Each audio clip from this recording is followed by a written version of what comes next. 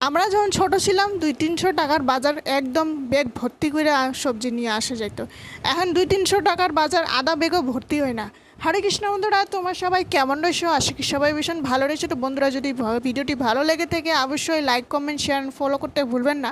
তো সকালের খাবার একটু ওই যে ভাতে বেশি বসোয়া হয়, ভাত বসিয়ে দিয়েছিলাম, ভাতটি হয়ে যায়, তারপর এদিকে একটু আলুর ভাজি টমেটো দিয়ে সুন্দর করে ধনিয়া পাতা দিয়ে করে দিলাম।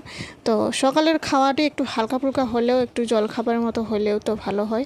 তারপর এই যে খাওয়াটি রেডি করে দিয়ে দিই, তারপর এখানে ও খেয়ে দিয়ে চলে যাবে। তা আমি এইদিকে ও বের হয়ে পড়েছি, বাজার যাব, একটু ভগবানের প্রসাদও নাই, আনতে হবে, তারপর একটু সবজিও টুকটাক করে নিয়ে আসব। তো এই যে একটু প্রসাদও নিয়ে আসলাম, সাথে পনির একটু নিয়ে আসলাম, তারপর এই যে একটু 2-3টা সবজি শাক নিয়ে আসলাম, যা যা ছিল না। তো এই যে টমেটোর ছিল না, টমেটোর একটু নিয়ে আসলাম, তারপর একটু কাঁঠাল নিয়ে এসেছি। এই কাঁঠাল, বড় একটা কাঁঠাল, কচি কাঁঠাল একদম।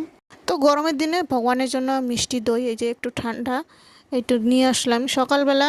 তো দুপুরবেলা সন্ধ্যাবেলা, দুপুরবেলা তো দেই না, সন্ধ্যাবেলা আর একটু সকালবেলায় দেওয়া হয় প্রসাদটি।